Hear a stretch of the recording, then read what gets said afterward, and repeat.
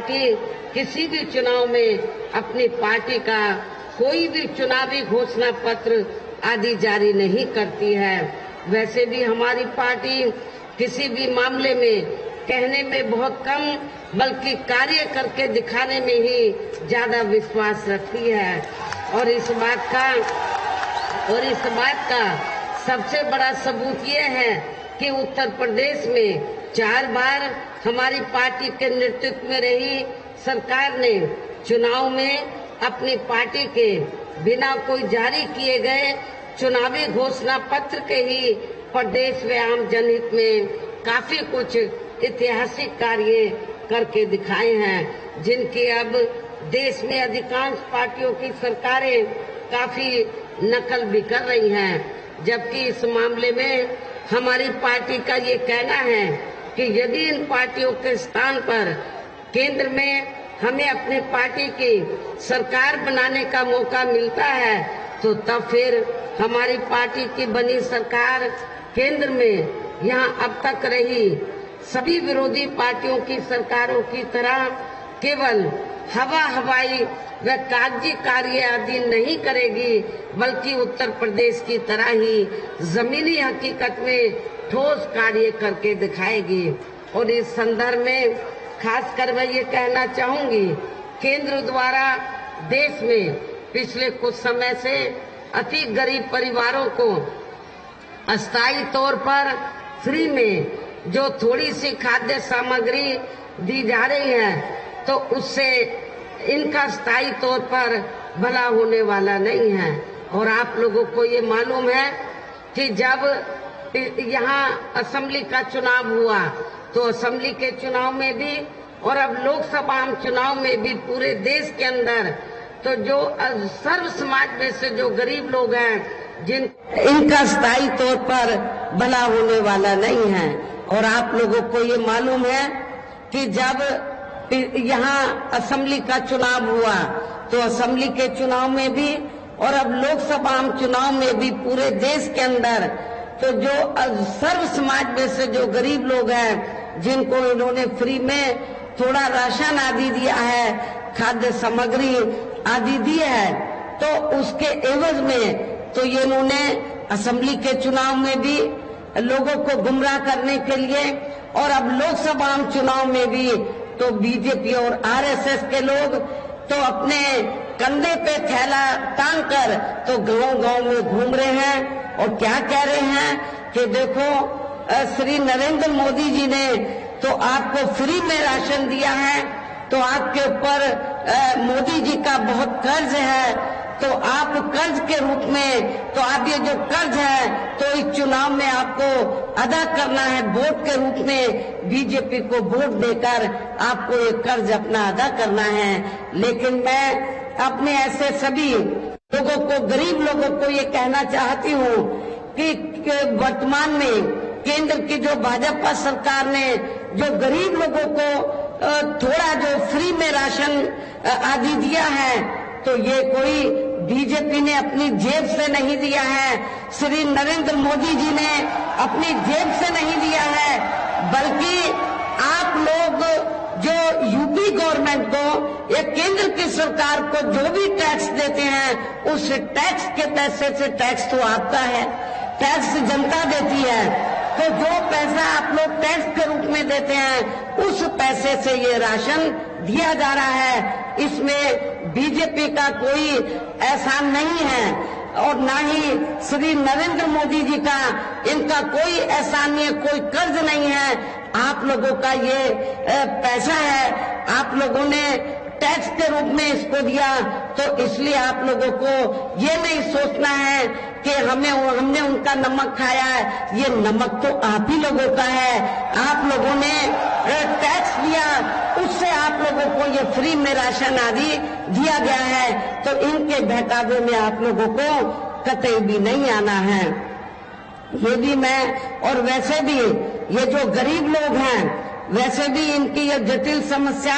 देश में हर हाथ को काम देने से ही केवल दूर हो सकती है, जिसकी तरफ हमारी पार्टी की बनी सरकार विशेष ध्यान देगी। साथ ही देश में पिछले काफी वर्षों से आए दिन बढ़ रही गरीबी, बेरोजगारी व महंगाई आदि से भी जनता बहुत ज्यादा दुखी व परेशान है, जिसे भी आर्थिक नीतियों में तब्दीली करके जरूर दूर किया जाएगा।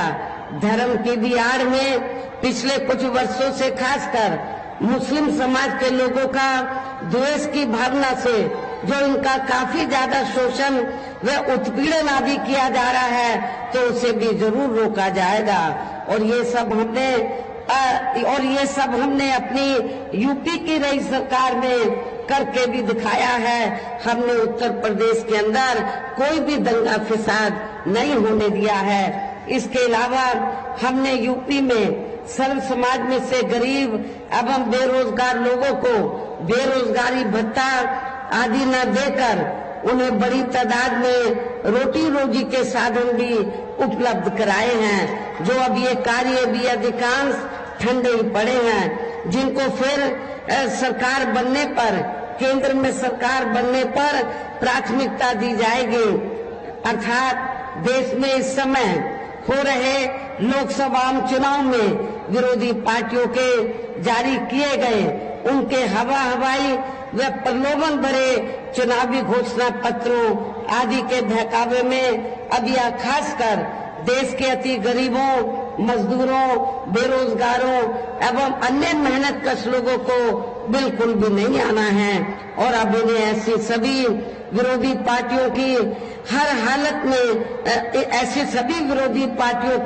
हर हालत में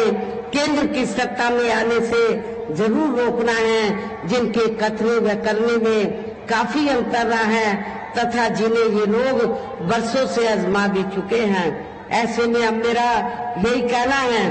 कि आप लोगों को अपने खुद के व अपने प्रदेश व क्षेत्र के तथा देश के भी हित में अपने वोटों को यहाँ कांग्रेस, बीजेपी व अन्य विरोधी पार्टियों को न देकर केवल अपनी एकमात्र हितैषी पार्टी बहुजन समाज पार्टी को ही देना है, जो ये पार्टी उत्तर प्रदेश की तरह ही केंद्र में भी अपनी पार्टी की सरकार बनने पर फिर पूरे देश में यह अपनी पार्टी की सर्वजन हिताय व सर्वजन सुखाय की नीतियों पर आधारित ही सरकार चलाएगी। इसके साथ साथ केंद्र से जुड़ी आपके क्षेत्र की जो भी यहाँ स्थानीय समस्याएं होंगी तो उन्हें भी फिर दूर करने का हर संभव पूरा प्रयास किया जाएगा। साथ ही यहाँ गरीबों, मजदूरों, बेरोजगारों, कर्मचारियों, किसानों, छोटे व्यापारियों एवं अन्य मेहनतकश लोगों के हितों का भी विशेष ध्यान रखा जाएगा। सर्व समाज में से खासकर दलितों, आदिवासियों, गरीबों, दलितों, आदिवासियों, पिछड़े वर्गों, मुस्लिम व अन्य धार्मिक अल्पसंख्यक समाज के लोगों के विकास एवं उत्थान के साथ साथ हर स्तर पर इनकी सुरक्षा आदि के लिए भी सख्त कदम उठाए जाएंगे। और तभी फिर यहाँ वास्तव में अपने देश के महान संतों, गुरुओं व महापुरुषों में भी विशेषकर महात्मा ज्योतिबा फूले, छत्रपति शाहू जी महाराज, श्री नारायणा गुरु, बाबा साहब डॉक्टर भीमराव अंबेडकर एवं मान्यवर श्री काशीराम जी आदि का अधूरा सपना जरूर साकार हो सकता है, जिनको यूपी में हमारी पार्टी की रही सरकार द्वारा हर स्तर पर पूरा आदर सम्मान दिया गया है। इन्हीं खास बातों के साथ ही अब मेरा देश व आपके स्टेट के भी हित में, आपके क्षेत्र के भी हित में यही कहना है कि हमारी पार्टी ने यहाँ जिनको भी चुनाव के मैदान में उतारा है, जो आपके सामने या मंच पर भी मौजूद हैं, तो उन्हें आपको जरूर कामयाब बनाना है, जिसके लिए यह पार्टी के सभी स्तर के छोटे बड़े पदाधिकारी एवं कार्यकर्तागण आदि पूरे जी जान से लगे हैं। और अब अंत में मेरा यही कहना है कि आप लोगों को वोट पड़ने वाले दिन यहाँ बीएसपी के अपने सभी लोकसभा उम्मीदवारों को, अर्थात आगरा जो सुरक्षित लोकसभा की सीट है, यहाँ से हमने श्रीमती पूजा अमरोही को चुनाव के मैदान में उतारा है। इसी जिले में, आगरा जिले में ही दूसरी सीट है फतेहपुर सीकरी लोकसभा की सीट। यहाँ से हमने श्री राम निवास शर्मा को, जो बहुत ही सामाजिक हैं और जी जान से अपनी सीट को जीतने में लगे हैं, इनको चुनाव के मैदान में उतारा है। हाथरस सुरक्षित लोकसभा की सीट से हमने श्री हेम बाबू को चुनाव के मैदान में उतारा है। हमारी महिला भी जो आगरे से चुनाव लड़ रही है, आपके जाटव समाज से ताल्लुक रखती है, ये भी जी जान से लगी हुई है, तो इनको भी जिताकर आप लोग इनका हौसला जरूर बढ़ाएं। और अपने जो ब्राह्मण समाज से, धनगर समाज से जो भी हमारे उम्मीदवार यहाँ चुनाव के मैदान में हैं, इनको आप लोग जरूर कामयाब बनाएं। और इनको कामयाब बनाने के लिए आप लोगों को ये मालूम है कि हमारी पार्टी का चुनाव चिन्ह क्या है? हाथी। आप लोगों को बहुजन समाज पार्टी का जो चुनाव चिन्ह हाथी है, हाथी चुनाव चिन्ह के सामने वाले बटन को दबाकर आप लोगों को अपनी पार्टी के इन तीनों प्रत्याशियों को रिकॉर्ड तोड़ वोटों के अंतर से जरूर कामयाब बनाना है, विजयी बनाना है। इनको पार्लियामेंट में जिताकर जरूर भेजना है। इस खास अपील के साथ ही अब मैं अपनी बात यही समाप्त करती हूँ। जय भीम, जय भारत।